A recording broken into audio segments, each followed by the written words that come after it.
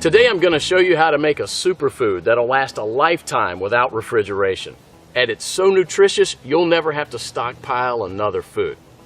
The food's called pemmican, and it was widely in use by the natives of North America and also by the Western explorers who would go for months without contact with civilization. In the 19th century, even British soldiers had an iron ration of 4 ounces of pemmican. Many of these iron rations were found intact and edible as much as 50 years later. So let's just avert our gaze from modern survival thinking for a minute, and let's think about how the guys who explored the West 150 years ago did it. Now that's exactly the kind of stuff I found in this 350-page book called The Lost Ways. It's probably the only survival book I've actually enjoyed reading, and you won't believe the survival things we've lost to history. Now I found the pemmican recipe on page 48, and I decided to give it a go. Natives used whatever was available to them at the time. Bison, elk, moose, deer, but nowadays people just use what they can buy. You just need to remember to select a low-fat red meat, and beef is perfect for this. So you'll need 6 pounds of beef, 2 pounds of rendered beef tallow, and 1/3 cup of strawberries or blueberries. And that's it. Don't include nuts, seeds, vegetable oils, grains, beans, or dairy products of any kind. Now the first step is to dry the meat and blueberries. First you need to slice the meat very thin. You can use a very sharp knife like this one, or you can keep the beef in the freezer a few hours before slicing it.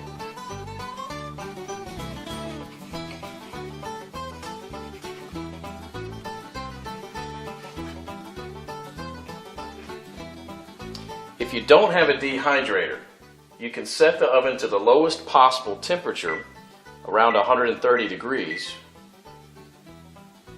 and put the strips of meat directly on the rack. So now place a tin foil on the right side of the rack and spread the blueberries out to dry with the meat.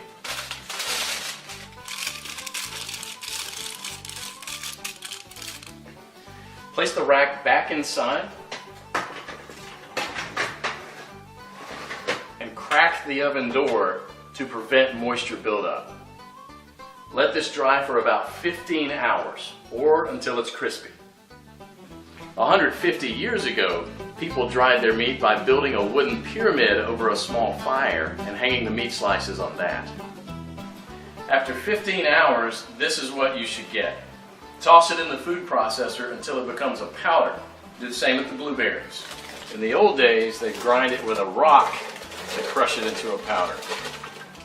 Generally, well-dried meat will weigh just slightly less than 1/3 of its raw weight.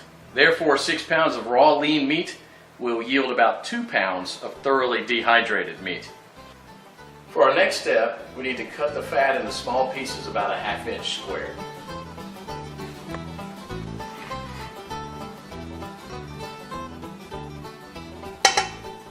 So place the fat in a pot on the stove and heat it up to a temperature between 225 and 250 degrees. And you don't gain anything from getting it any hotter than that, other than destroying the fatty acids, which we want to do as little as possible. Now for the first 10 minutes you want to keep this on medium-high heat, and you want to stir it about every minute, and this will allow enough of the fat to be liberated to coat the bottom of the pot without burning the bottom of the fat. After about 10 minutes you'll see a pool of fat forming on the bottom of the pot, which should be merrily boiling away. You can rest a little bit now and stir it maybe only every 5 minutes, just to keep things well mixed. After about 30 minutes, the liquid fat should have risen enough to cover the chunks, and it should look like a rolling boil. So as this liquid rises, you can go ahead and lower the temperature down to about 230. After about an hour, the major boiling action will have stopped, and there'll just be small bubbles rising from the fat. About 90% of the cracklings will be a chestnut brown in color. So use a strainer to separate these and set them aside with salt to enjoy as snacks later. They're really, really good. And if you don't like them or don't want to eat them, you can set them aside to cool for dog treats. They're good. Sammy, you want one? Come here.